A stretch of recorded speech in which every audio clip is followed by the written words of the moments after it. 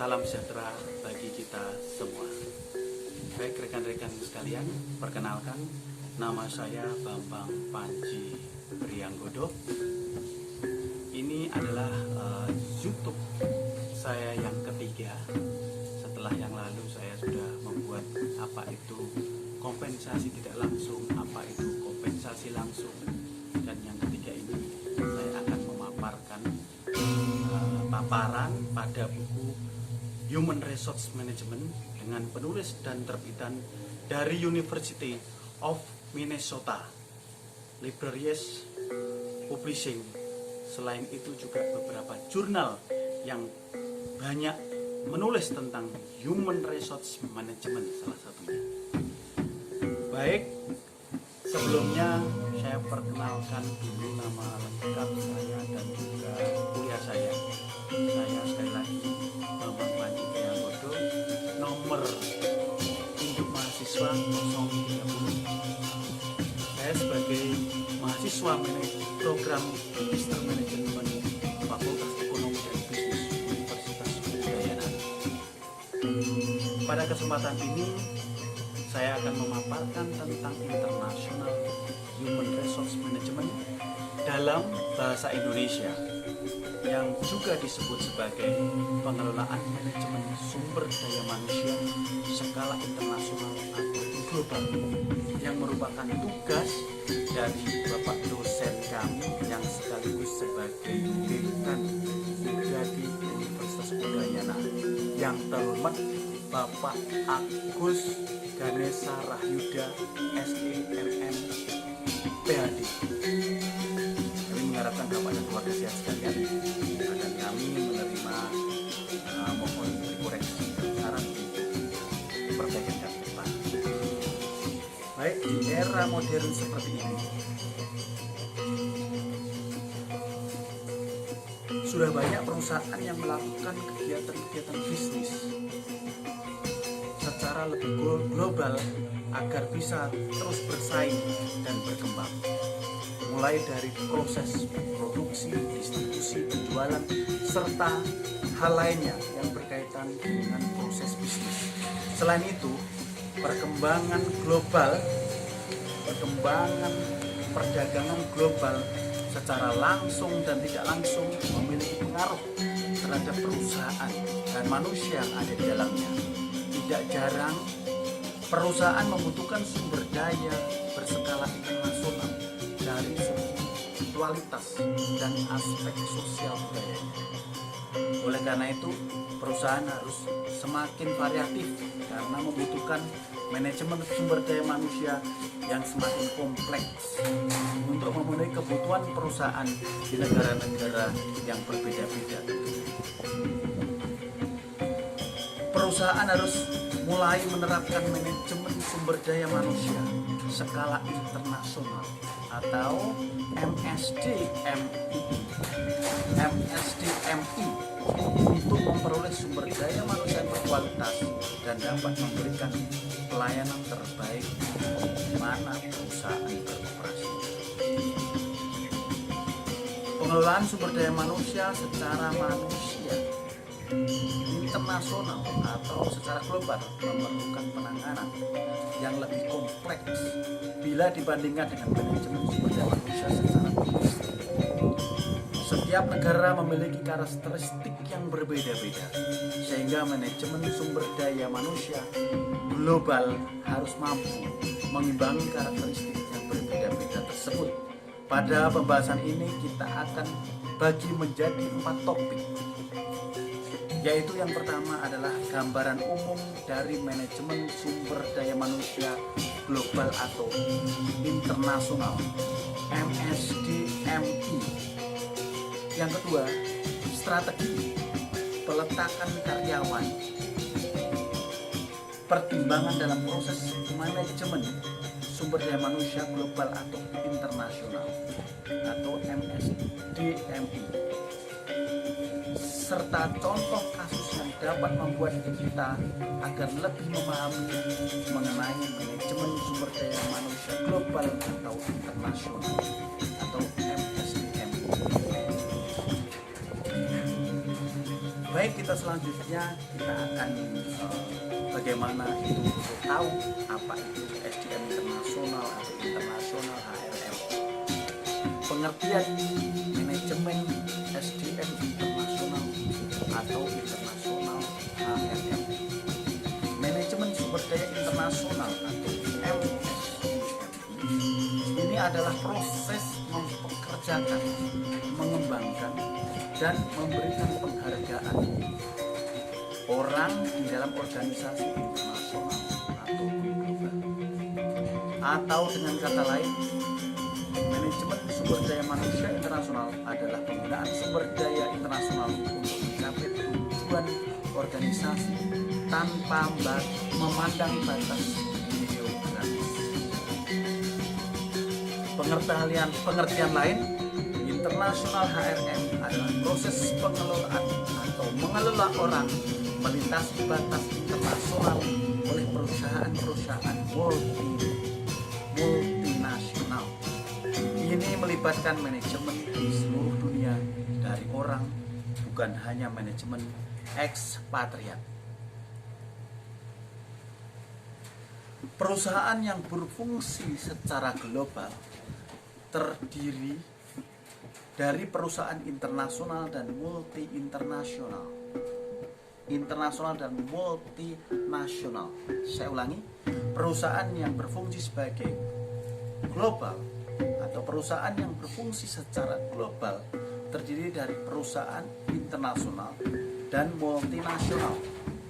Adapun istilah lain yang muncul yaitu yang pertama adalah outsourcing. Outsourcing itu apa?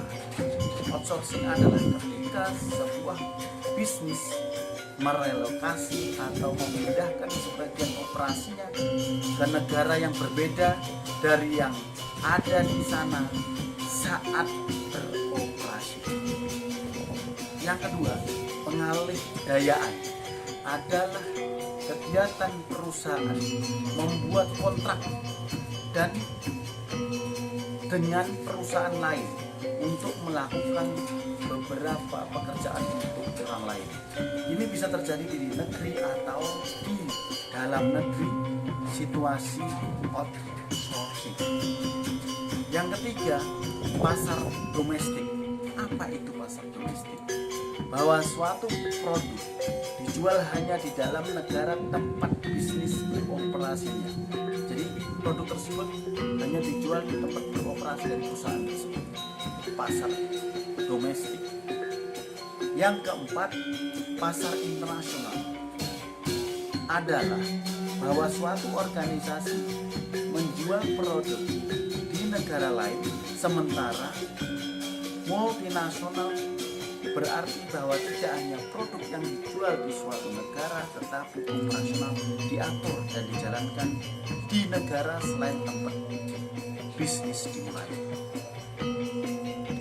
Ada perbedaan antara perusahaan internasional, global, multinasional, dan transnasional. Apa ini perbedaan antara internasional, global, multinasional, dan transnasional? Internasional terkendali secara terpusat, tidak perlu terintegrasi kantor pusat karena kantor pusat membuat semua keputusan. Menggunakan produksi yang ada untuk menjual produksi di luar negeri. Sedangkan apa itu global? Operasional yang dikendalikan dari pusat, tidak perlu untuk integrasi kantor pusat karena di sana membuat semua keputusan. Perdagangan dunia sebagai pasarnya.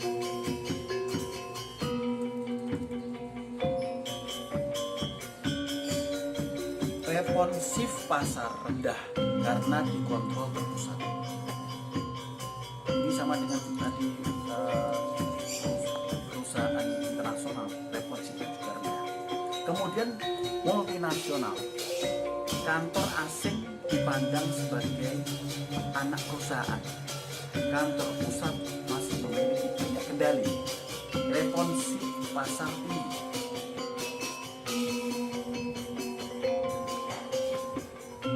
Kemudian perusahaan transnasional. Ini kantor asing memiliki kendali atas produksi pasar, integrasi dengan kantor pusat, sehingga dia mempunyai responsif lokal yang sangat tinggi atau tinggi. Dalam memahami manajemen internasional, perlu juga memahami karakter dari budaya lokal orang dalam human resource management internasional. Perlu memahami beberapa hal seperti bagaimana lingkungan bisnis di negara tersebut, bagaimanakah hukum mengenai peraturan ketenaga kerjaan lokal, terutama mengenai budaya-budaya masyarakat yang berkembang pada negara tersebut. Tujuan dari HRM internasional ini adalah untuk memastikan bahwa karyawan digunakan sedemikian rupa sehingga dapat meraih atau mengeluarkan keuntungan dari kemampuan mereka, dan karyawan memperoleh kompensasi baik material dan fisik dari pekerjaan mereka. Yang kedua, perencanaan internasional HRM. HRM ini memiliki perencanaan internasional. Globalisasi memiliki pengaruh yang luas dalam bisnis, tetapi juga dalam perencanaan SDM strategis. Penandatanganan perjanjian perdagangan, pertumbuhan pasar baru, pendidikan ekonomi, dan implikasi hukum semuanya berdampak pada bisnis internasional. Yang pertama, perjanjian perdagangan telah membuat perdagangan lebih mudah bagi perusahaan. Sebuah perjanjian perdagangan adalah perjanjian antara dua negara atau lebih untuk mengurangi hambatan perdagangan. Perjanjian perdagangan Amerika Utara atau NAFTA mengangkat hambatan perdagangan antara Kanada, Amerika Serikat, dan Meksiko. Hasil dari perjanjian perdagangan ini dan banyak lainnya adalah bahwa bisnis di luar negeri adalah suatu keharusan bagi organisasi. Ini dapat menghasilkan produksi yang lebih murah dan lebih banyak pelanggan potensial.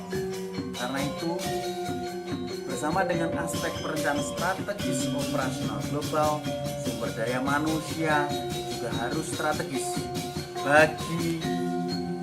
Bagian dari proses strategis ini dapat mencakup perbedaan staf, perbedaan kompensasi, perbedaan dalam hukum ketenaga kerjaan, dan pelatihan yang diperlukan untuk mempersiapkan tenaga kerja untuk perspektif global.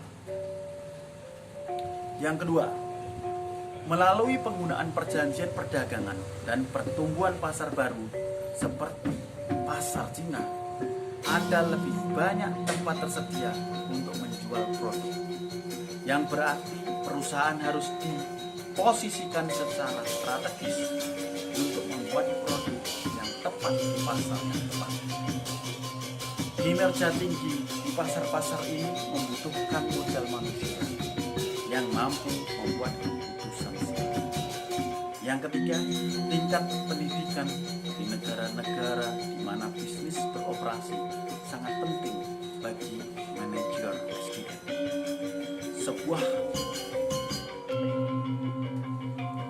Sebelum sebuah bisnis memutuskan untuk berekspansi ke negara tertentu, pengetahuan tentang pendidikan, keterampilan, dan kemampuan bekerja di negara itu dapat berarti usaha yang berhasil atau yang tidak berhasil jika kebutuhan sumber daya manusia tidak terpenuhi.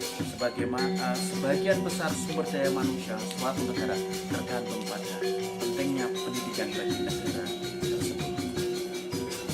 Yang keempat, ekonomi sangat mempengaruhi HRM karena ada insentif ekonomi untuk bekerja lebih keras, dalam masyarakat kapitalis. Individu mungkin lebih termotivasi daripada masyarakat komunis. Yang kelima, sistem hukum yang dipraktikkan di suatu negara memiliki pengaruh besar pada jenis kompensasi. Masalah serikat pekerja, bagaimana orang dipekerjakan, bagaimana orang dipecat dan diberhentikan, dan masalah keamanan, aturan diskriminasi misalnya ditetapkan oleh negara, misalnya di Cina, misalnya. Dapat ditanyakan usia seseorang, status perkawinan, dan pertanyaan lain kepada seseorang yang dianggap ilegal di Amerika Serikat. Dalam contoh hukum lain, di Costa Rica, aguinaldos juga dikenal sebagai gaji bulan ke-13. Sekarang yang ketiga, tadi perencanaan internasional HRM. Sekarang yang ketiga, menginjak pada strategi internasional HRM. Ketika membahas HRM dari perspektif global, ada banyak pertimbangan: budaya, bahasa, gaya, manajemen, dan undang-undang. Semua akan menjadi pertimbangan sebelum menerapkan manajemen dan undang-undang. Semua akan menjadi pertimbangan sebelum menerapkan strategi HRM.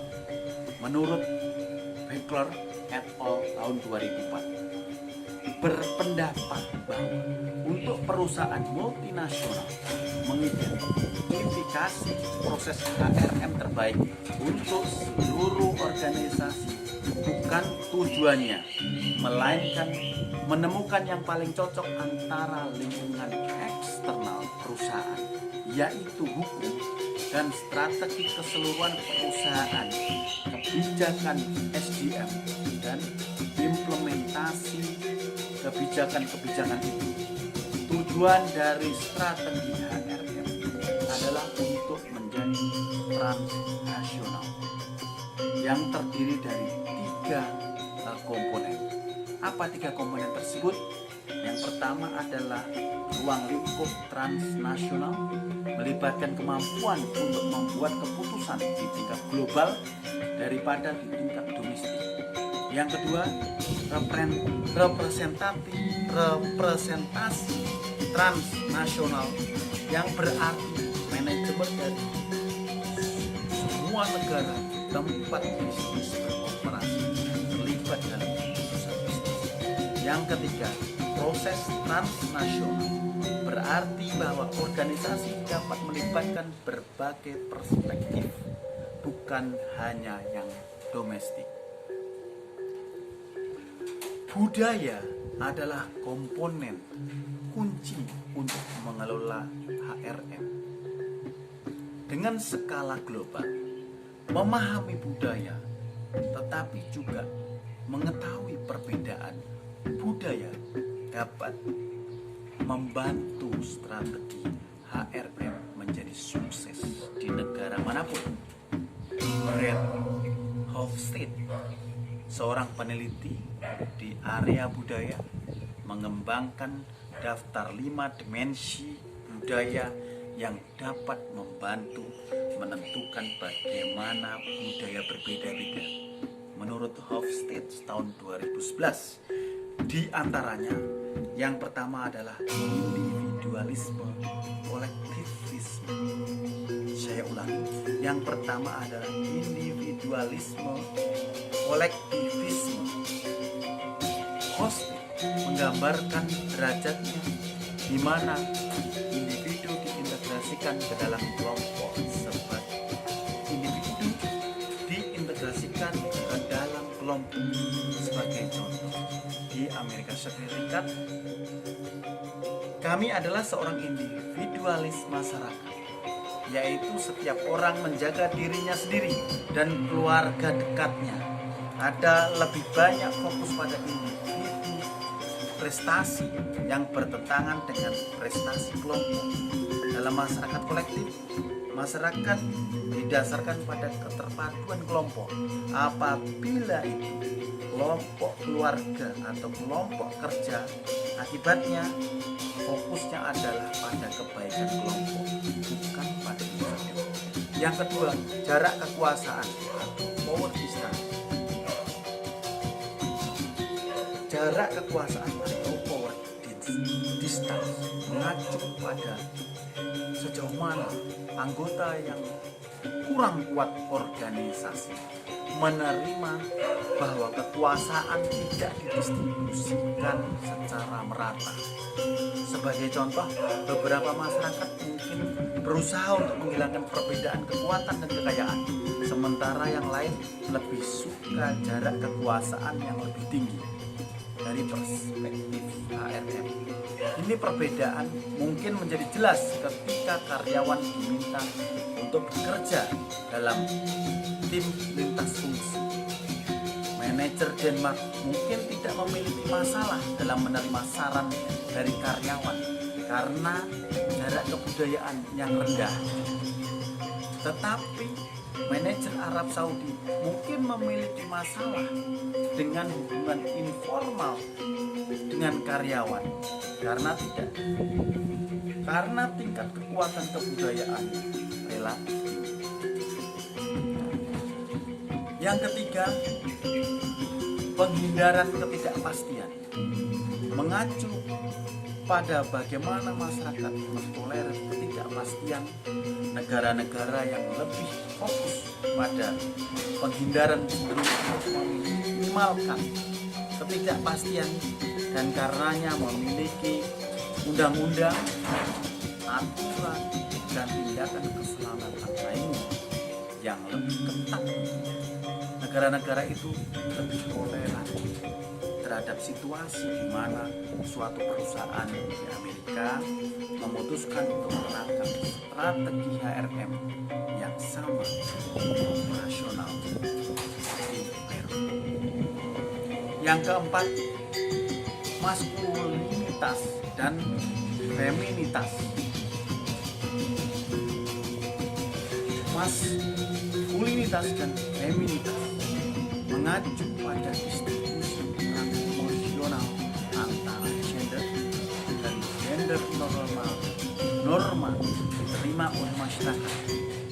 Misalnya di negara-negara yang berfokus pada feminitas, perempuan tradisional nilai seperti merawat lebih penting daripada katakanlah pamer.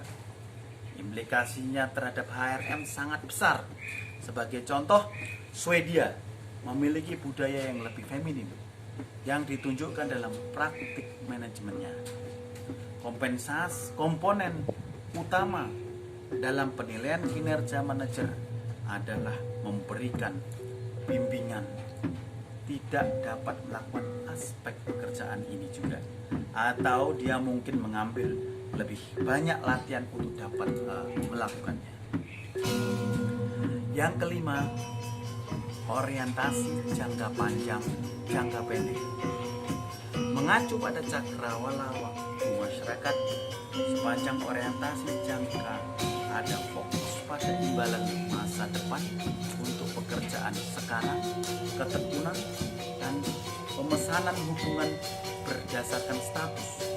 Orientasi jangka pendek dapat berorientasi pada nilai-nilai yang terkait dengan masa lalu dan masa kini seperti kebanggaan nasional atau pemenuhan kewajiban saat ini. Kita dapat melihat dimensi HRM dengan orientasi ini dalam perencanaan suksesi. Misalnya di orang yang dipromosikan di Cina, mungkin orang yang paling lama berada di perusahaan. Sedangkan di Cina, negara-negara orientasi jangka pendek seperti Amerika Serikat, promosi biasanya didasarkan pada prestasi.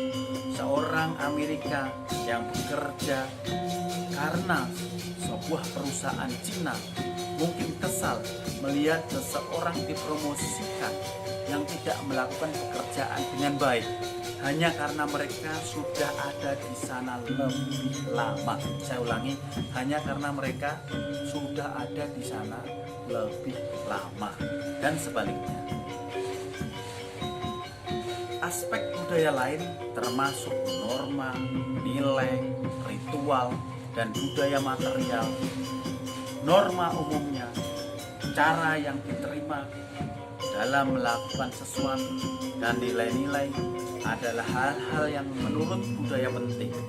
Setiap negara memiliki set ritual sendiri untuk materi barang-barang seperti seni, budaya, menemukan penting, Morgan 1944 mengidentifikasikan manajemen SDM global sebagai pengaruh yang mempengaruhi interplay di antara ketiga dimensi aktivitas SDM, tipe-tipe SDM, dan kategori negara terlibat. Yang pertama, aktivitas SDM yang luas meliputi pengadaan tenaga kerja, alokasi, dan pemanfaatan. Ketiga aktivitas luas ini dapat dengan mudah diperluas ke dalam 6 aktivitas SDM. Yang kedua, tipe-tipe SDM dalam perusahaan multinasional. Karyawan negara tuan rumah,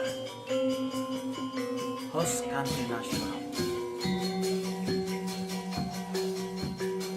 Seorang warga negara tuan rumah adalah seorang karyawan yang bekerja untuk sebuah perusahaan dan ditetapkan pada sebuah operasi yang dijalankan di negara tertentu. Akan tetapi kantor pusat perusahaan tersebut berada di negara lain. Tujuannya karena organisasi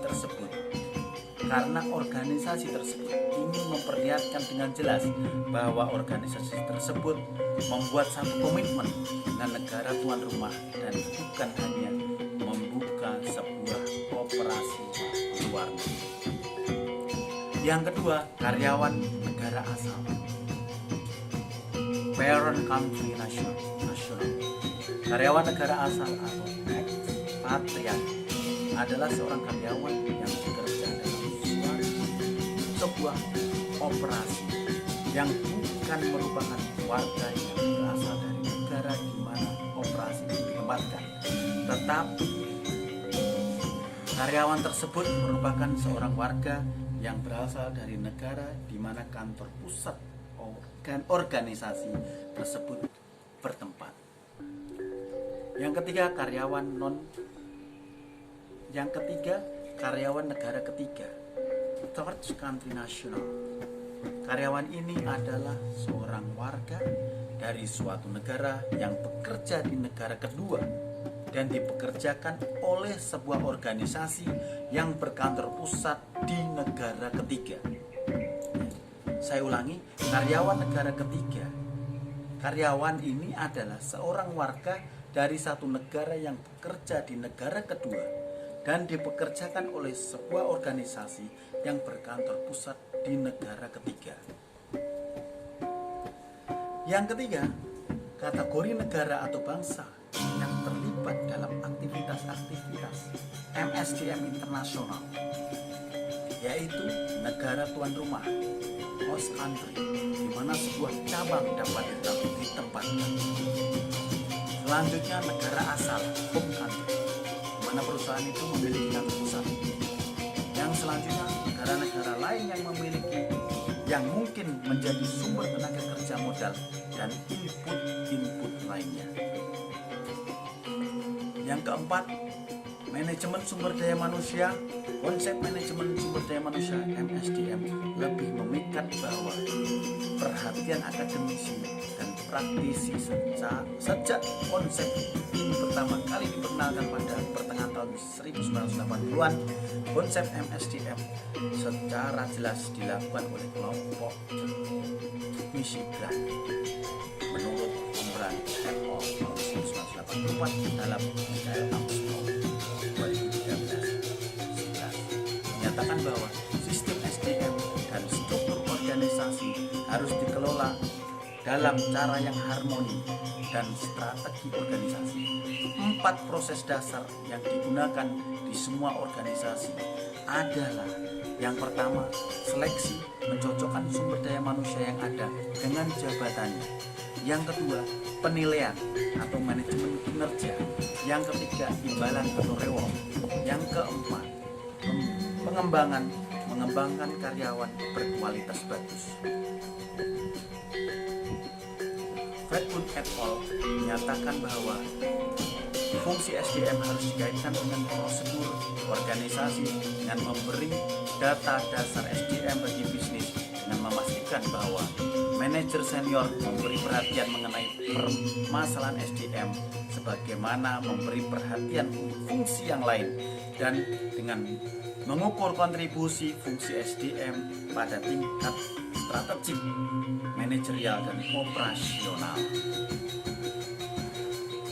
A. Rekrutmen dan seleksi karyawan untuk penugasan internasional. Beberapa hal yang harus diperhatikan dalam menyeleksi karyawan untuk ditempatkan dalam penugasan internasional. Yang pertama adalah adaptabilitas dan fleksibilitas. Menyesuaikan diri dengan lingkungan. Ini sangat penting sekali. Menyesuaikan diri dengan lingkungan, memiliki pandangan dan gagasan baru, dan kemampuan berhasil dalam sebuah budaya asing. Yang kedua, orientasi diri. Orientasi diri, harga diri, kepercayaan diri, dan ketenangan, stabilitas mental ini sangat penting juga. Yang ketiga, orientasi terhadap yang lain, berinteraksi secara efektif dengan orang asing, ini juga penting. Yang keempat, kemampuan perspektif, yaitu memahami perilaku dan berempati dengan orang asing atau orang lain. Yang kelima, kemampuan keluarga. Kemampuan keluarga, kemampuan pasangan dan anak untuk menyesuaikan diri dengan lingkungan negara lain juga penting.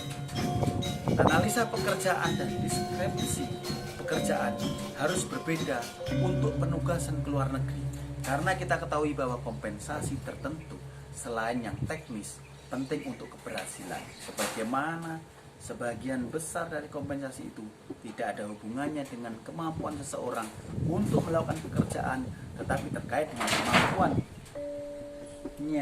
kemampuannya untuk melakukan pekerjaan dalam lingkungan budaya baru. Kompetensi tambahan ini selain keterampilan yang dibutuhkan untuk pekerjaan dapat ditambahkan. Yang pertama, pengalaman bekerja secara internasional. Yang kedua, ekstrovert. Yang ketiga, toleransi stres. Yang keempat, keterampilan berbahasa. Keterampilan berbahasa ini penting sekali. Yang kelima, pengalaman budaya. Pengalaman budaya ini sangat penting sekali. Setelah faktor kunci keberhasilan ditentukan, banyak diantaranya dapat didasarkan pada penugasan di luar negeri. Saya akan membuat kesimpulan. Kesimpulannya yang pertama adalah Human Resource Management Internasional atau lebih dikenal sumber daya manusia global atau internasional, MSDMI, adalah penggunaan sumber daya manusia skala internasional untuk mencapai tujuan organisasi atau perusahaan tanpa memandang batasan geografis. Yang kedua, MSDMI bertujuan agar perusahaan internasional tetap dapat berjalan dan beroperasi maksimal di negara yang berbeda-beda dengan manajemen sumber daya manusia yang ada, sehingga sumber daya manusia yang dikerjakan dapat tetap bekerja dengan maksimal karena mereka dapat menyesuaikan diri dengan lingkungan yang kerja mereka. Yang ketiga, terdapat 3 pendekatan dalam pengelolaan sumber daya manusia pada bisnis internasional, yaitu polisentris, geosentris, etnosentris. Sedangkan yang keempat, jenis SDM global yang merupakan hasil dari SDM, yaitu seperti ekspatriat, warga dari tuan rumah dan warga dari negara ketiga, Manajer harus mampu menyesuaikan sumber daya manusia yang ada dengan lingkungan mereka beroperasi sehingga tidak terjadi pertentangan antara perusahaan dan negara yang merupakan tempat operasi. Yang kelima, MSDMI memiliki berbagai tantangan dan pelaksanaannya. Saya ulangi, MSDMI memiliki berbagai tantangan dalam pelaksanaannya karena ada yang dapat dijalankan di sebuah negara mungkin tidak dapat dijalankan di negara lain.